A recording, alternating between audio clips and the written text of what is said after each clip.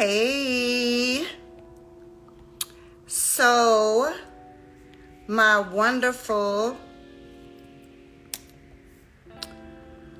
tax preparer is going to be coming on, and we're going to talk about some benefits of taxes, small business, some things that will help you. Hold on, let me see if I can add her. Hey, Erica. Hey, I just had to put my dog away. Hold on. I know, right? I had to settle the kids down. So I want to introduce you to my friends. So this is Erica Hayward. She is a certified I'm an enrolled agent. She is a tax master. I have paid for consultations and breakdown. She has broken down so much information for me before it was worth the consultation. She has enlightened me to a whole different world of beneficial business tips. So I wanted to invite her on the live tonight. Hi. Hey. So I wanted to start off by saying I've been in business so long and I'm just learning about business credit. Hey, Tavy. I'm just learning about, a couple of years ago, business credit, S-corps, LLCs, the best way to file taxes, the best way to go in to file if you're getting ready to purchase a house. What are some questions that you get from small business owners like myself that you run into a lot throughout the tax season? The biggest question that I get is, how do I get taxes like Donald Trump? Where you don't pay taxes, right? Yeah, that's number one question I get. That's it. And honestly, as a business owner, we need to change the narrative a little bit. If you're paying taxes, that means your business is profitable. Like, that's actually a good thing, in my opinion. Nobody wants to pay the government, but if you actually have a tax bill before you do any tax planning, that's great. Congratulations, like, you've arrived. And it sucks for most business owners when they have their first successful year, and then here comes Uncle Sam ready to snatch your coins. So the thing is, yes, it's possible as a business owner to have Trump taxes. Only problem comes in is when you're trying to show income, because as a self-employed person, you show your income on your tax return. Mm-hmm. You don't have, most people don't have a W-2, and if they do have a W-2 as a business owner, it's not substantial enough income to buy what it is you want to buy. Exactly. It's not. So if you want to, have Trump taxes, we can do that. We can implement tax strategies. We can put the kids on payroll. We can rent your home to your business. We can implement an accountable plan. We can do an HRA health reimbursement account. It's a lot of things that you can do, but those things take your income down. And that's tax planning. That's not something that you do when you come in and to get your taxes done. It's kind of late. Right. Oh, look at my friend's husband. Hey, Swan. Hi. So after, when you come in for your tax appointment, the tax planning should already be done. 2022's tax planning started in January. So you're already like 6 months behind. So you want to make sure you're doing things right. It's possible, but now we want to buy something. Yeah, and I was explaining to my friends when I tell people about this, because I was a hairstylist. So we were taught in the industry to always claim low, right?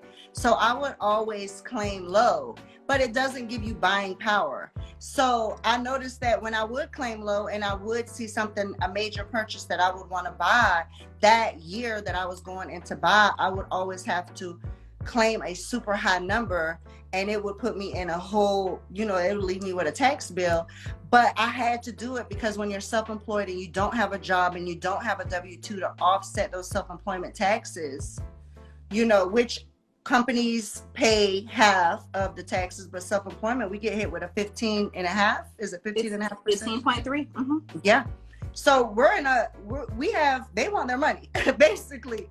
And I was running into, I have to claim high. So you really taught me that it's good to do QuickBooks. It's good to keep track of what the business is bringing in. I've been listening keep track of what the business is bringing in, separate business accounts from personal checking accounts, which I ran into, and it was very difficult to separate. But we made it. We made it. We made it. And something else you said, that when you claim low, you're also like, if you are a business owner and you are not really claiming a lot of income, and you're like a single member LLC or a sole proprietorship, which is, you know, they're both treated the same way tax wise. Right. If you are not claiming a lot of income, then you're also not paying into Social Security and Medicare. Self-employment taxes are 7.65% on the employee side if it were W-2, and 7.65 on the employer side if it were W-2. As self-employed, you pay the whole thing. So 12.4% goes towards Social Security, and I think 2.9% goes towards Medicare. So when you retire, you have a bank to pull from. If you don't have a bank to pull from, guess what? You're not getting Social Security or Medicare, and you're working until you die. Right. That's the reality of it. And I see so many people, like, I can't disclose, you know, people who they are or anything like that, but like, I see so many people that do that, and I tell them, you know, hey, you do know that this goes with Social Security bank. Right. So if you're claiming, you know, not making a lot of money and you're not an S corporation, you need to be showing some income. You need, and honestly, just do an accurate tax return. Claim your income, because what people fail to realize, like, let's say you are a hairdresser and you get paid with Square. Well, you know, Square gives you a 1099. Right. So don't, you know, if your 1099 says 70,000, don't come in here telling me, oh, they made $20,000. Sis, you made more than that, and you need to go ahead and claim it, because whatever you have, the IRS has a copy as well, and they'll match it. If you make over 60,000 and you're a single member LLC, I think that you should take the S Corp election. What that does, different business formations are subject to different taxes. So an LLC is like a Lego. An LLC that has one member is treated as a sole proprietorship. An LLC with two members is treated as a partnership. Both of those business formations are subject to that self-employment tax of 15.3%. Now, let's say that you take that same LLC, and let's go back. The LLC is not recognized by the IRS at all. Oh, it's IRS, not? Not at all. So it's only state protection. So if someone wanted to sue the Ultimate Tax Experience, they could only sue the Ultimate Tax Experience. They could not sue Erica. So they couldn't come after Erica's home, Erica's car. They couldn't come after any of that. Only the business stuff. That's all it does. That's it. The IRS, it's considered a disregarded business entity. Right. It's disregarded. So that's why when you do the LLC on taxes, you're really it's just really like a job or EIN number you're using as a self-employment to claim your own taxes, right? Your own personal money. And legal protection. That's legal protection. That's it. So we decide, let's say, you know, remember, all the money you're making is subject to self-employment tax, all of it, 15.3%. Let's say, and y'all hear my dog? Do you hear him? He's zooming. He's zooming. Oh my God. Oh gosh. Okay. I wanted my son to get him, but here we are. So, as a single member LLC or a partnership, all the money you make is subject to self-employment taxes of 15.3%. Plus, let's say federal taxes is 10%. Let's say state taxes is 4%. That's 29.3%. Right. That's that third Cardi B was complaining about. And that's at minimum. It could go up based on your income, like the income tax side, but self-employment tax stays the same. So you're paying, let's say you made $100,000. You're paying $29,000 in taxes. So you come sit down with me and you're like, Erica, I'm not paying this. And I'm like, well, you have options. You can take the S Corp election, where you request the IRS to tax you as an S corporation. The S is for subchapter. I say it's for small. Okay. You can have no more than 75 shareholders. But S Corps don't pay self-employment taxes. That's the gig. So you just cut out 15.3% right there. Oh, okay, gotcha. The flip side of it, because do you really think that the IRS is going to let you not pay towards Social Security and Medicare that may or may not be around? You got to pay into it some kind of way. So what happens is you have to put yourself on payroll. So the owner, at least one of the, let's say it's more than one owner, at least one of the owners has to be on payroll. It has to be reasonable compensation and W-2. Not just transferring money from your business to your personal, because that's just transferring money. That's not payroll. So look at me. I'm learning something. Yeah, it's not payroll. So payroll is actually running payroll through like ADP or QuickBooks or something, and you're W-2ing yourself. So you W-2 yourself, and through that W-2, they're taking out Social Security taxes, Medicare taxes, but only on, and you're paying it as the employer too. Right. So you're paying the employer side and employee, but not on all the money you make. It's only on what you pay yourself. So let's say you pay yourself $20,000. 29.3% is $5,800, as opposed to that $29,000 number I just gave you. Right. Exactly. And on the remainder of the income, so let's say we're doing 100,000 versus 100,000. So 20,000 is wages. The other 80,000, it still shows on your personal tax return because S corps pass through to your personal. So when people say, "Oh, as an S corp, you can't buy stuff, you can't show income," yes, you can, because I do it all the time. Right. And you have your wages on your W-2, and then your W-2 wages on your tax return, and then your S corp income. So on the S corp income, you're only paying federal and state taxes of, like, let's say 14%. So that's what, 11,200 plus 5,860. That's 17,000 as opposed to 29. I'll take 17 over 29. So that's how that works. Absolutely. People say sometimes, "Oh, well, you should take an S corp election if you make 20,000 or 30,000." No, because that's not even enough to pay payroll. Right.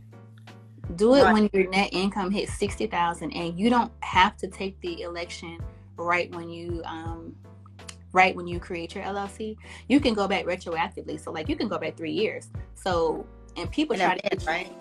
Yep. People try to get you to take the election early because the tax return costs more. Because the corporate return, that costs way more than an individual return. So, people will try to get you to take it early, and I don't do that. I will never do that. So, if I'm doing your stuff and I'm like, okay, it's time, then it's time, and I'll go back. So we'll go back, do the S corp tax return. I'll take the election late because we have the request from the IRS. I take that late, we set up your payroll, and we go on like that. So if someone tries to push you into being an S corporation when you first start your business, run. They're trying to get over on you. Right.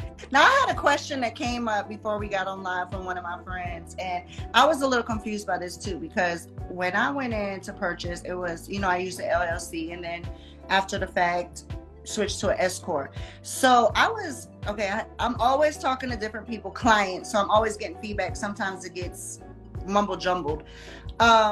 When you're self-employed and you're LLC, is it a good idea to stay LLC before you go in to purchase a home if you are ready? Now, this is absolutely when you are ready, or is it better to go into S corp? Because I was kind of confused about it, and I was telling them possibly the S corp could go under the business name and LLC will go under the personal name when buying a home, but I'm not an expert in this field. So it depends on your income, and in my opinion, it depends on your income and your tax bill. So what I would do is, if I know, because houses ain't cheap no more, and then differences is hair salon. What about C corp? I'm gonna answer that first. C corporations have a flat tax rate of 21% no matter what.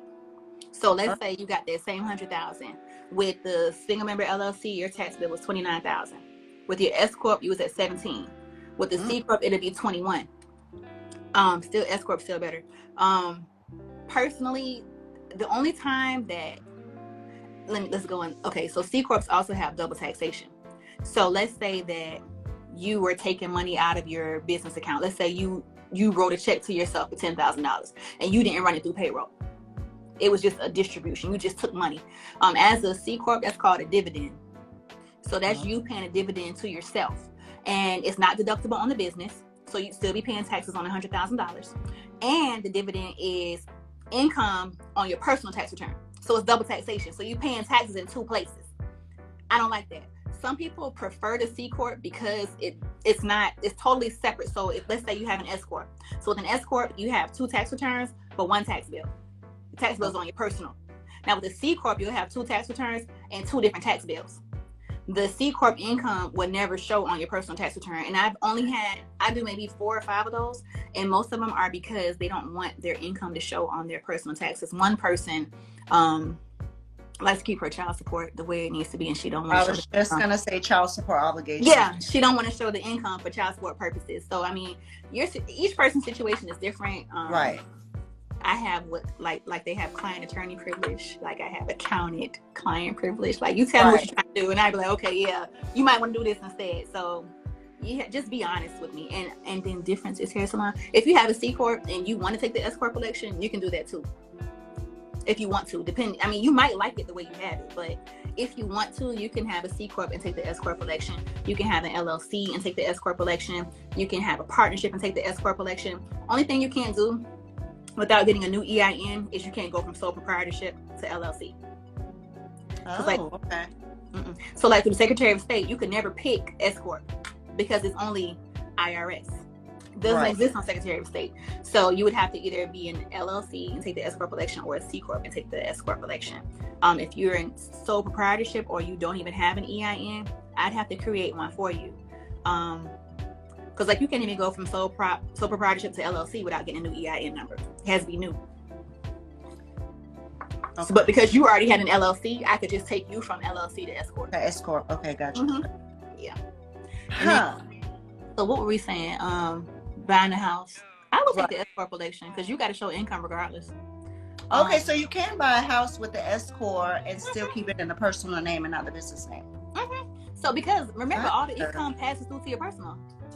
So okay. I've bought a house with my S corp and having an S corp. I've bought land. Like I bought cars in my business name. Like you can do it all as long as your books are right. Some people will say, "Oh, you can't." Maybe their books weren't right.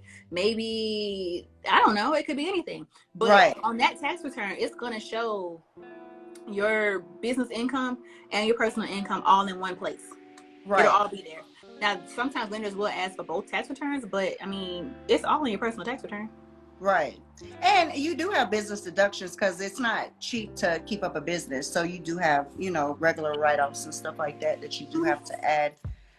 Some more than others on different years that you're purchasing, I'm assuming. Right. Now, some people, it depends on what, and it also depends on what the person's trying to do. So let's say you take the S corp election and you don't like rules. Like I wrote an ebook on S corps, y'all. It's on my website if you want it. It's $39. You want to buy it. Because if you don't like following rules, S corp might not be for you. Because let's say you're an LLC and you didn't make money that year and you don't want to file your taxes. If you're an LLC, you don't have to file if you didn't make money. You don't have to. But if you're an S corporation, partnership, or C corp, you have to file no matter what. Even if it's a zero return, you got to file. Got you. If you don't file, the late fee is, I think it's like $210 a month per partner or per member. That adds up. You also have to do payroll. If you don't do payroll and you actually have distributions, which is you just transfer money to yourself, the IRS may come back and say, hey, that's payroll and we're going to make you pay the 15.3% taxes on it. The deadline for the S corps is March 15th. For individuals, returns is April 15th. So I usually send out emails to my clients saying, hey, it's time, if you didn't file your, S corp return or your partnership return, let's file an extension. You got months to file. Yes, she's so good about that, y'all. She is like the truth because she reminded me because it completely slipped my mind and she did file an extension for me. We're getting ready now. So yeah, it adds up. So y'all just gotta follow the rules. I'm here for you. Yes. So I was having a conversation with my friend the other day, right? So of course we have made purchases and we have a little, we pay the tax. We're law-abiding citizens, taxpayers, so we're paying taxes. And somebody had advised him, and I'm like straight by the book these days. I don't like getting audited or caught up and not making any money and still have to file. Yeah, definitely. So somebody had advised him, and don't listen to your friends, guys. If you have to pay for a consultation, let me tell you, pay for a consultation because I'd rather get it from an expert than get it from a friend who doesn't know what the hell they're talking about. They advised him to switch the bank account from the IRS bill so the IRS couldn't collect their money. And I said, if you own a property and you want to play with the IRS, by all means, expect to go to jail. If they will lock up Wesley Snipes, or they're going to seize property, because Uncle Sam, you cannot play with. Don't play with anybody but Uncle Sam. Because if they locked up Wesley Snipes, Lauryn Hill, and numerous other celebrities for not paying taxes, they will lock our average self up. Now the thing with Wesley Snipes doesn't believe in taxes. Like he went, I remember reading about him. It's like he didn't believe in it. He went hard. Like he didn't file taxes for years. If you don't file your taxes, the IRS will do it for you with all the forms that are reported. And you won't get any deductions. That's number one. So he ignored that. He ignored he ignored the liens, he ignored everything, and that's why he went to jail. Like, you really have to ignore them. You really have to be a prick to go to jail. Like, if anything, they will put a lien on you. It'll go on your credit report. If you buy any property, they'll let you buy the property, but they can put a lien on that sucker time you get it. You can't sell it, can't do anything. Like, they'll do all that. They'll revoke your passport. Like, it gets deep. Before they put you in jail, they do all of that before they put you in jail. So he ignored all of that. Wow. If you ignored all that, you need to go to jail. I ain't gonna lie. Right. Don't play with Uncle Sam. Mm-mm. So you gave me some good advice last year, because as you know, I'm busy and I need to make time. Let me say this. I need to prioritize organization when it comes to taxes and finances, because it's so important. It makes your job easier. It makes my job easier. You gave me some tips like, keep track of everything on QuickBooks. Do you suggest anything else throughout the year that us small businesses need to do to make your job easier and ours when filing? I got a list. If you are a business owner, if you come in my office with a spreadsheet. A spreadsheet? Oh. I'm gonna beat your behind. Oh. If you come in my office with a sheet of paper that you done ball up and wrote on it, I made this, I spent this. If you tell me you spent $10,000 on this, I spent $15,000 on this, I spent $500 on this, you lying. You lying. Like, it never comes out to that total. Never. So the first thing, you got to have books. If you're a business owner and you don't have books, you don't know how much you made. If I had $1 for every time someone came in my office and made $300,000 for the year, I made that much? Yeah, you did. What did you spend it on? They don't know, because they don't have books. So now you got a tax bill and you don't even know, you can't even pay it because you don't know where the money is. You don't know. So let's not be that person. Let's actually have books and let's do our bookkeeping. I do offer that as a service, but honestly, I am not taking any additional clients right now for bookkeeping. I want to make sure that I can guarantee proper service. I'm not taking any right now. You have an amazing team, and I know the whole team stays busy. So she is truly a boss. She has an entire team, and they all execute very well. I could vouch. I don't want to, and that's the hardest part. We're gonna talk about that. That's the hardest part about being a business owner. But you want to have your bookkeeping. If you can't do it yourself, I do QuickBooks training. If you need training, I do that. It's really not hard. I mean, right. Yeah, I offer QuickBooks training. I offer payroll setup. So if you want to take the S Corp election, we can take the election, set up your QuickBooks, set up your payroll so you can roll. As long as you have money in the account, payroll will get done. It'll be automatic. So you can do that. Because if you don't know if you don't have a budget, you can even do your budget in QuickBooks. So you can do your budget there. You can look at budget versus actual, because if you don't have a budget, you're not telling your money where to go. You're wondering where it went. And then it makes tax time hard too, because they'll be like, oh, I spent this on inventory. I spent this on that. Well, what about your cell phone bill? What about your business meals? What about your supplies? What about legal and professional expenses? What about business insurance? Like, I can go for days, and it's so hard it's like pulling blood from a turnip when someone doesn't have books and they come into your office, because you know they spent the money. You know they did, but it's like, what did you spend it on? Like, I've made little templates for people. Okay, this is for realtors. Here, if you don't know, here's Uber drivers. Here's truck drivers. Here's hairstylists. Here, I'm giving you a list of deductions to help jog your mind, but it's really hard. And what I did this year, I stopped taking people that come in and want to sit down to do their taxes, because that's what happens. And then we'll have to stop, and then they have to come back. And I touched your tax return 2 or 3 times, and I got paid 1 time. So what I want now is I want people to have their books in order. I want them to do your stuff before you come in. That's why it's like that. Right. It's just like I'm pulling blood from a turnip. Like, oh my God, I'm trying to pull. I know you spent the money, but on what? So have your books done. It makes it a lot easier for me and you. Because I can even look at your P&L, which is a profit and loss statement, your income. Right. I can look at that and say, oh, it's time to take the S Corp election. I don't even have to go through anything. Oh, it's time. I can look at it. And you can look at it too. And it helps you to determine quarterly how much quarterly taxes you should be paying.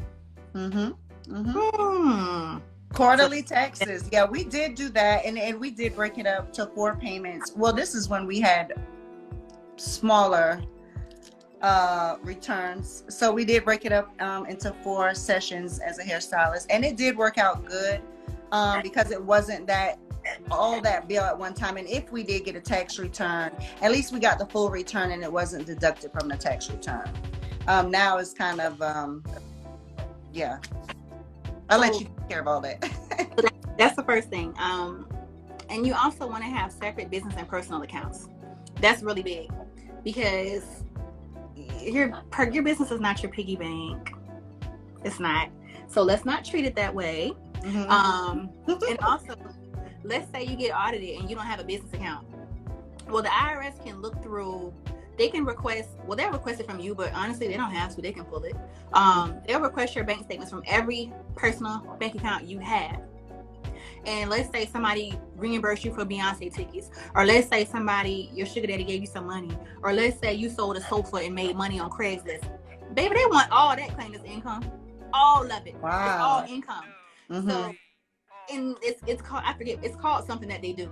It's like a bank analysis. They do a cash analysis or whatever, and they'll come back and say you need to pay us more money because you had this income that you didn't report.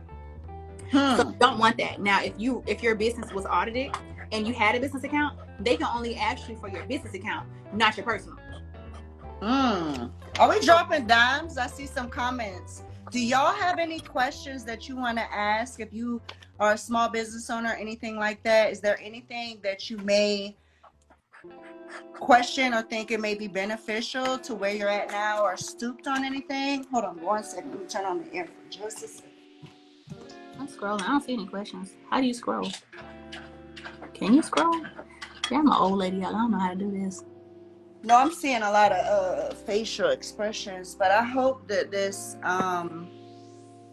is beneficial to some people, because I hope so. Yeah, it's been very insightful to me. Even have a consultation with you before I even filed taxes, just letting you know when I first met you years ago, letting you know where I was at. And you kind of just evaluated the whole situation and told me the best way to go, which I think is worth every dime. And I think every business owner or small business should invest in that start off. Because as a business owner, like, you guys need to, like, you just need to be good at what you're good at. Like, y'all can't be on LLC Twitter listening to Ray them, and they gonna have y'all messed up. They gonna have y'all messed up. Like, it just is what it is. Like, it's like I wouldn't go and try to fix my own toilet. I'm gonna call a plumber because I don't know how to fix a toilet. I don't know how to do my own hair, clearly. So I'm gonna go. She just came back from vacation, y'all. She was in the Bahamas, so I see my nose got a little sunburn. You'll get hooked up tomorrow. I already know. So I'm trying to think of anything else that may be beneficial to them. Do you run into anything? I got more. Let's talk about business credit, because that was something you asked in the beginning. I'm gonna tell y'all. Like, I bought a book about. I see. I got you, girl. You see this mess? Yes, she slays. Yeah, I'll tell you all. So, okay, people talk about business credit, and I bought a book from somebody on Instagram. I quit buying books from people on Instagram. I ain't gonna lie. I quit because I'm like, y'all aren't telling me anything, and like, it didn't give me anything. It's 15 pages. It's large print, and it doesn't have any information in it. Nothing. At the beginning, it said this is for people who have no prior business experience. Well, hell, why you didn't why that wasn't in the description before I bought it? Right. The description. So what I did was I first put my cell phone in my business name. Oh, okay. That's the easiest thing first. Now, if you pay that bill even a day late, it's a late on your business credit. Don't ever pay it late. Set it up on auto pay somewhere. So that's the first thing I did. Write that down. Like, I ain't lying, like, it was late, and I'm looking at my Dun & Bradstreet thing, and I'm like, dang, I got it late already. But things happen. I'm not perfect. So normally with the cell phone, like, if you pay it a day late, as long as you pay it before your next bill is due, you're okay. But business, pay it, set it up on auto pay. The second thing I did was I have an office. I don't have a building like my friend up over here, but I have an office space. I want an office space. No, I'm just joking. office space, and I put the phone and the internet. I have to pay power. I put all that in the business name too.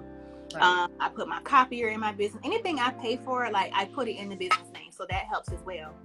Then I started applying for cards, and I applied for an American Express. And I remember I was actually qualifying for my house when I applied for it, so I know it was not a hard inquiry on my personal credit report, because that would have been an issue with me buying my house. Right. I did American Express card where you have to pay it off.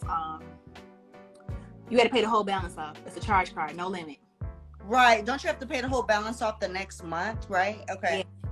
So I got that, and then I just used that to pay for things in my office. So like my Adobe, my Microsoft, my QuickBooks subscriptions that I pay for clients, stuff like that. Nothing crazy, just stuff that I had to pay for anyway. Mm-hmm. So I did that. I have business clients with credit cards that assume they can pay their card late and still use it and get mad because they're Jesus. You got to work with them. Business to use.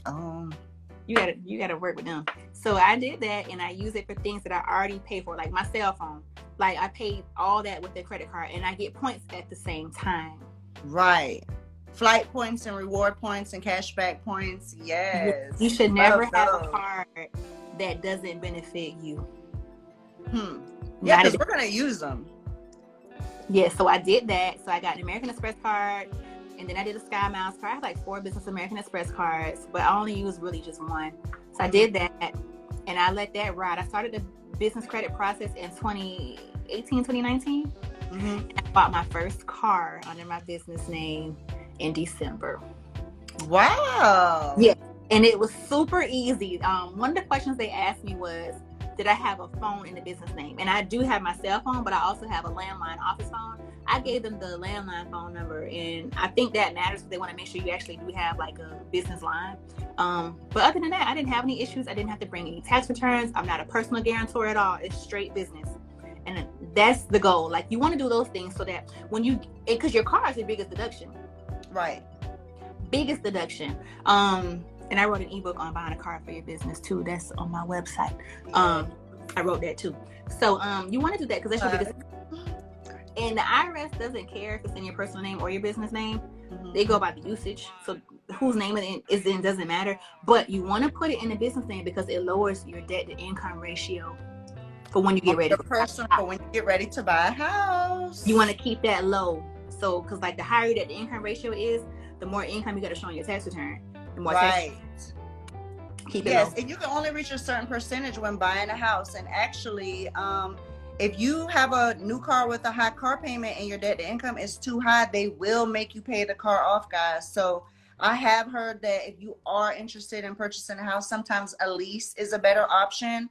And you may have to turn the lease in. Like I've heard scenarios like that. Everybody's different. So definitely talk to your mortgage lender. And I do have a great mortgage lender I refer people to as well. If you did need it, you can inbox me. And your tax preparer, because I'm going to tell you, when you buy a house, there are 4 people on your team: your mortgage lender, your tax preparer, your real estate agent, and am I missing anybody? Yourself. That's it. I think it's just 3 people on your team. Mm-hmm. So Erica Hayward's position is a number. I mean, it's the top position. It's a must-have when you go to buy a house. But I mean, I'm sorry for the interrupt. Let's get back to business credit. Wow, I'm so impressed that you bought a car with business credit. And back to what you said. So now a trick is, if you pay your car note, even if it's in your personal name, right. If you pay your car note from your business account for 12 months, at least 12 months, it won't count towards your debt to income ratio. Really? That's what I did when I bought my house. I didn't know that till I bought mine. That's a gem. I hope y'all took notes on that one. That is a gem right there because I definitely didn't know that. Mm-hmm. So my car note was high.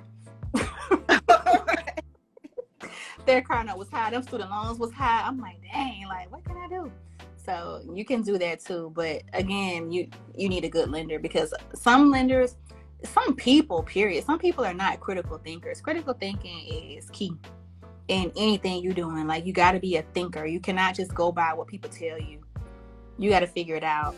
Even if you don't know all the details, you can get online and Google a little bit, mm-hmm. and then ask an expert. Right. Yes. Yeah. So yeah, there's a lot of things you can do. But the biggest thing is running a business like a business. Like I know people are good at what they're good at. Pay a professional to handle the rest of it. Like you need an attorney, even if they're not on retainer. You need an attorney you can email. They can give you a contract. You need a realtor. Like, and I saw you say when you got your space, you had a realtor. I did too.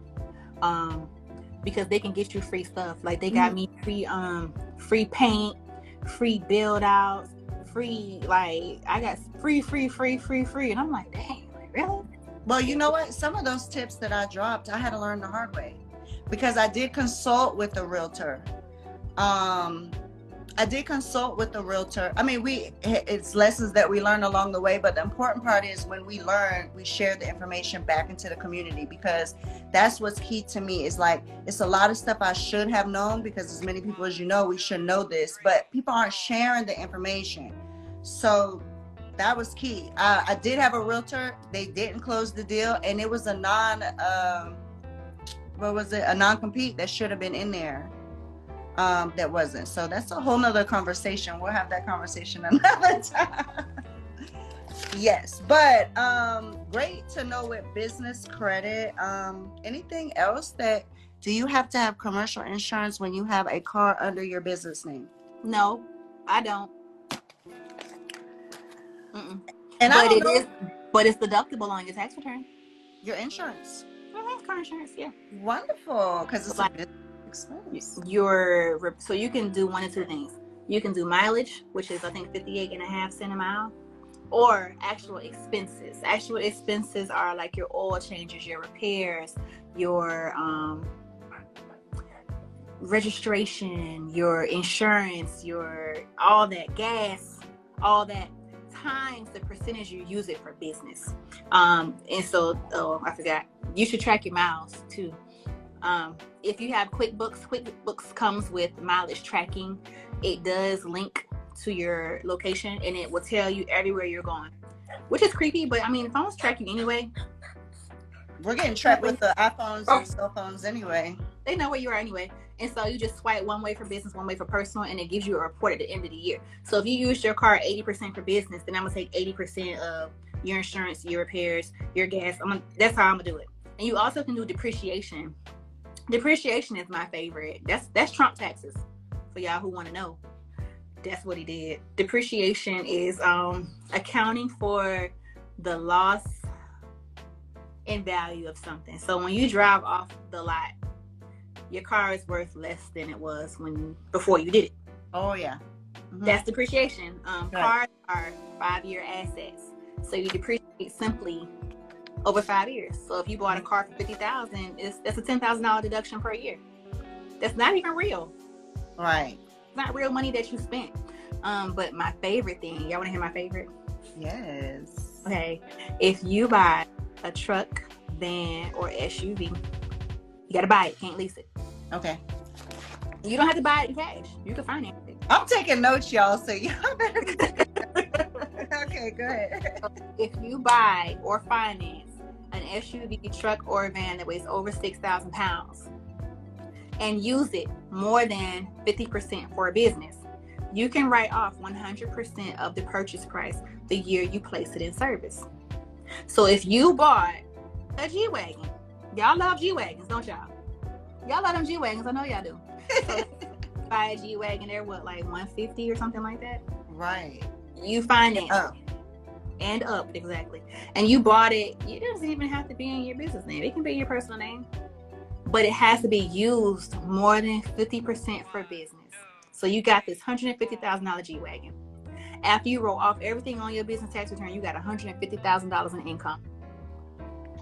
You're going to deduct that 150 from that 150 and you pay $0 in taxes. Did y'all catch that gem? That was a rare jewel right there. That was it. I'm dropping the mic. I'm done. So that's it. Like, that's it. And when you go to buy a house or obtain any type of financing, depreciation and mileage are added back to your income. So you have $150,000 in income. You paying no taxes because you wrote off that $150,000. But your mortgage lender is still going to show $150,000 for you to qualify for your house. That's a win. Like, that's It's a win. It's a win. Let me ask you guys this. If y'all find any of this information helpful, if you could go onto our pages and buy a badge, or either like and comment underneath, or follow us. If you're not following me, follow me. If you're not following her, follow her. Share the information, share the video. If you think some of your friends and family could help and utilize this information, please share it, because we're just spreading awareness and information. One more thing before you go, because I know you're just coming in from out of town. I know you're probably tired and ready to call it. And I got one last question, because somebody just hit me with this yesterday. So they asked me, they said they know I've had and have daycare, childcare expenses. So they asked me, how do you file it? And I said, you know, the daycare gives you a slip and it has a number on it. We give it to our tax preparer, and they informed me that I need to be claiming that on my business, because my business, it's an expense. It's a bit, I don't know if it's a business expense. Okay. You could do this. So Ra told me the wrong thing yesterday. Not necessarily. Okay. Not Okay. necessarily. So you can do it a couple of ways. So, okay, I would do it this way, because, and I see why the person is saying it this way, because, okay, in the past, the child care credit, no matter how much you spent, was $600 a child for the first 2 kids. So no matter how much you paid in child care, your credit at max is $1,200. Right. That's it. Now, because of Uncle Joe, Sleepy Joe, the credit is up to, so it's 50% of the child care that you paid. Up to really? $1,000, meaning that your credit could be $8,000. Okay. So that's better. I would take that one. Okay. Now I have some people, some business owners, what they do is, now you can't, so I have some clients who have nannies. Right. If you have a nanny, that nanny is a household employee. You do issue the household employee a W-2, and you file a Schedule H on your tax return. So that's a little more complicated, but right. That still is the same $8,000. Now I have one client in particular. They have it's more of a personal assistant that happens to keep the kids. Okay. You see where I'm going with this? Mm-hmm. So with her, we 1099 her, and that is deductible to the business. But you can't 1099. I guess you could 1099 your daycare center, but I wouldn't do that, because that's not, like, the child care is for. Nah, I wouldn't do that with the daycare. Yeah, because they were. I don't think anything would happen if you did, but it's just, I wouldn't do that. Yeah, I think I'll leave that to a professional. Once again, we're going back to the professional. Go back to the professional. Don't let him tell you something that is a little shaky. So you can do a lot of things, because the IRS has so much, like, their backlog, I want to say 30 million pieces of mail or something like that, something crazy. And they don't catch everything. Mortgage underwriters are more stringent than the IRS. So people do a lot of stuff and get away with it for a long time, and that's what they would never get caught. That's what I wanted to hit on too, real quick before we sign off. Self-employment, when you go in to buy a house, we're not like W-2s. W-2s are easy breezy, beautiful cover girl. Everything is on one slip, and they need a couple of those, and they're rocking. Self-employment, make sure you keep paper trails of everything. Keep everything separate. Paper trails, show your money. It's a storm buying a house as a business owner if your stuff is not in order. Like, if your stuff is in order, like, you're gonna have to ask your accountant for a comfort letter, or you're gonna, like, it's gonna be something you're gonna need. It's gonna profit and loss letter, P&L. It's gonna be something I have to do. But if you had, if, like, for me, it's always been super easy, because I'm type A. I'm not just an accountant. I have type A personality. Like, everything has to be thorough, very thorough. Which is why I'm so good at my job. Like, everything has to be like. Yes, I will say this. I've worked with numerous, tax. I won't say experts, preparers over the years. You are by far the best, which is why I'm so thankful you came on just to spread some nuggets. Thank you so much, Erica. And y'all, please follow her. Reach out, get a consultation, ebook. What's a badge you were saying? What is that? I don't know, something business accounts have where they purchase a badge to support. I guess it helps. I don't know. Something along those. I'm still trying to figure this out. I'm not social media savvy. Is Kiara still in here? Hold on, let me see if she's here. Because I saw her. Hold on. Kiara, where are you? She's gonna be so proud of me that I'm doing this. Do you know what a badge is? Does anybody know what a badge is? We don't know. I don't know. Oh, what is it? Here she is. She's the one who makes me do all the reels. I go back and forth between personal and business accounts. I don't even know if I have badges anymore. That algorithm is just all the way off lately. So. Oh, or not. Oh yeah, buy a badge. Yes. Buy a badge. Oh. Yes. Buy one. Buy plenty. Buy my book. Book a service. Book services with all of us. Yes, with all of us. If you need your brow slayed, call me. And does anyone have any questions? No questions. Talking all the time. Just. It's been gems. It's been nothing but gems, and I'm so glad you took the time out of your very, very, very busy schedule to come on. I'm off D&D tonight. You see that? Aren't you proud of me? You're always on D&D, honey, every day. It's going to become my best friend really soon, too. Yeah, so if you guys, I guess, DM us, book a consult, whatever it is. But I really want you guys to run your business. Oh, let me say this. Run your business like a business, too. For real. Because I had a client come in. They were new. And they sold a business for like $2 million. And guess what the business was? What? They recorded soccer games in the UK. Oh, yeah. They'll take soccer games. Oh, wow. $2 million. Wow. And I say this because you want to position your business to not just be about you. And like, I made that mistake. I'm the face of my business. When they call, they want Erica. Hey, Crystal. They want Erica. They don't want anybody else. And it's hard to grow.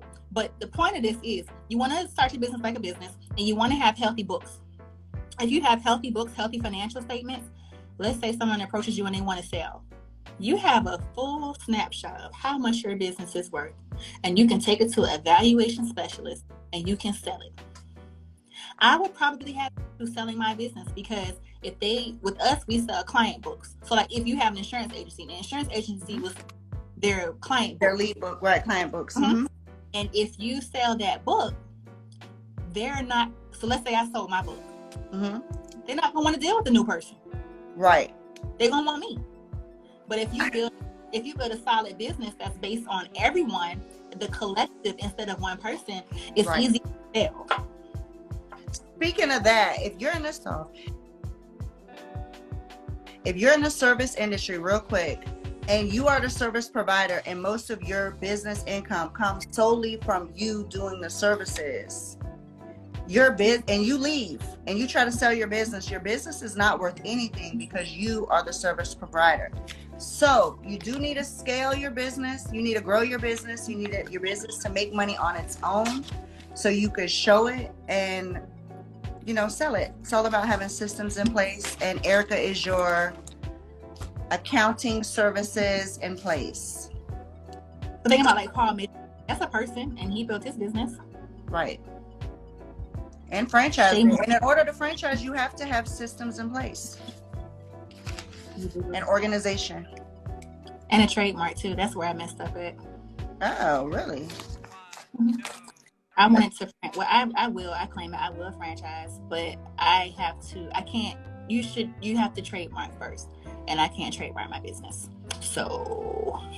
Can you switch the business name? I can. I don't want to though. So I'd probably have to create a new business and franchise that, but I can't franchise this. Okay. At first, but I didn't. So this is where we are.